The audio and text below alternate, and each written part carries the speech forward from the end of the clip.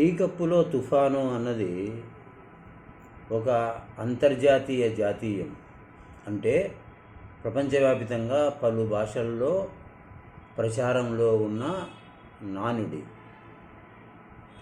ఒక చిన్న విషయాన్ని అంటే గోరంతను కొండంతలుగా చేయడం, అసలు ప్రాధాన్యతే లేని ప్రాముఖ్యతే లేని విషయం మీద గొడవపడ్డం, తర్వాత పెద్ద పెద్ద పోట్లాటల దాకా హత్యల దాకా దారితీసిన సందర్భాలలో ఈ సామెతను ఉపయోగిస్తారు. ఈ సామెత మొట్టమొదట అంటే ప్రస్తుత శకం 1వ శతాబ్దంలో రోమన్ పండితుడు సిసిరో ఉపయోగించాడు.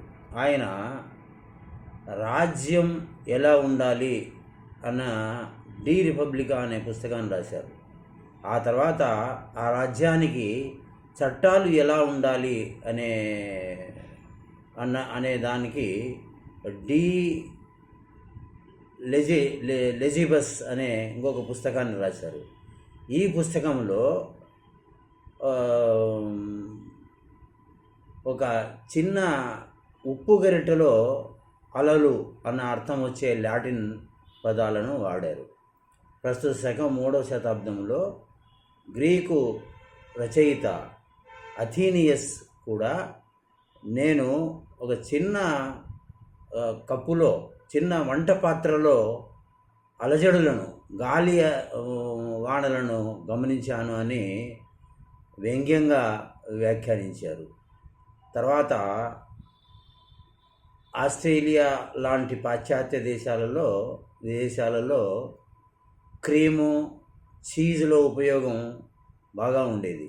ఆ నేపథ్యంలో 1678లో ఆస్ట్రేలియాలో డ్యూక్ ఆఫ్ ఆర్మండ్ అనే ఆయన ఈ స్టార్మిన్ క్రీమ్ బౌల్ అంటే మీగడ గిన్నెలో అలజడులు గాలివాన అనే అర్థంలో ఈ సామెతను వాడారు.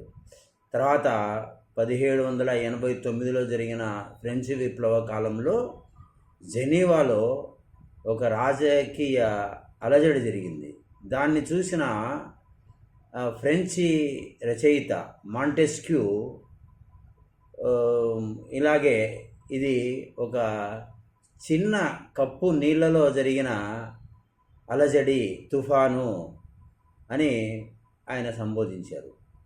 తర్వాత గ్రేట్ బ్రిటన్లో అంటే England, Scotland, Wales, Ireland, northern Ireland వీటిల్లో టీ తాగడం బాగా అలవాటైంది, బాగా ప్రచారం పొందింది కూడా టీ. ఆ నేపథ్యంలో స్కాటిష్ రచయిత్రి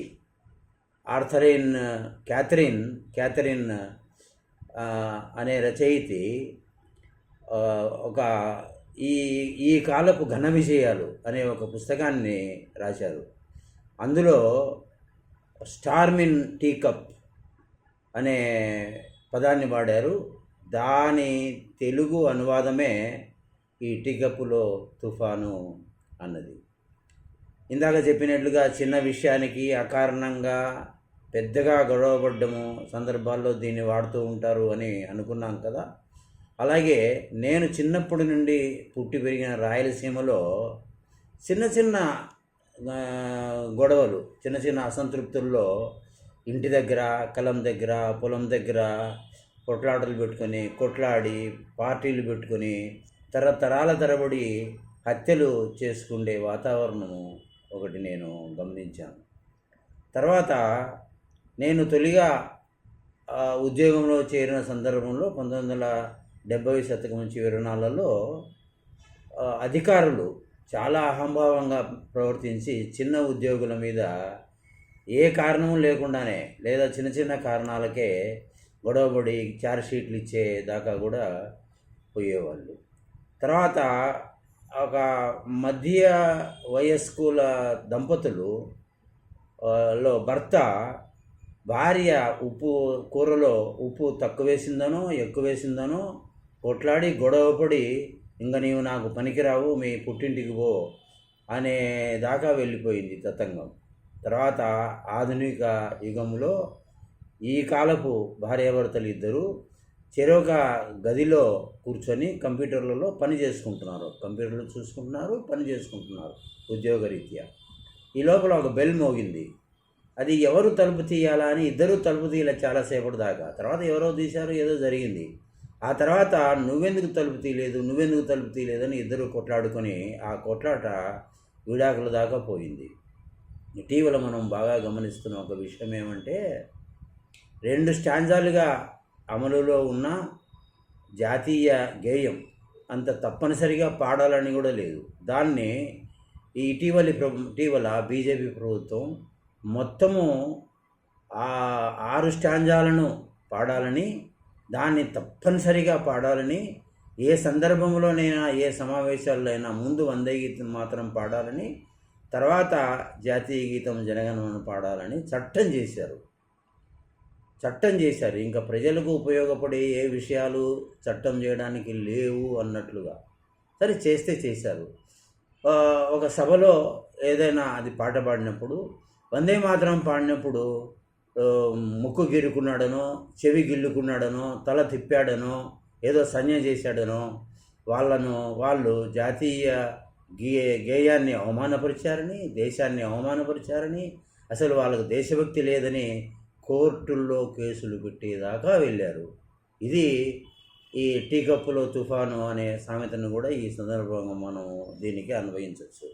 అది ఏది ఏమైనా మనం సంయమనం పాటించాలి, సావకాశంగా ఆలోచించాలి, కొంత వంగాలి, కొంత వంచాలి, విశ్లేషణతో తెలివితేటలను బుర్రను వాడుకొని సమైక్య జీవితం గడపడానికి మనం ఉద్యమించాలి. కానీ ఊరికే మాటలు చెప్పి సామెతలు చెప్పి ఉపయోగం లేదు. ఈ విషయాన్నే ఈ టీ కప్పులో తుఫాను అన్న సామెత ధృవీకరిస్తుంది.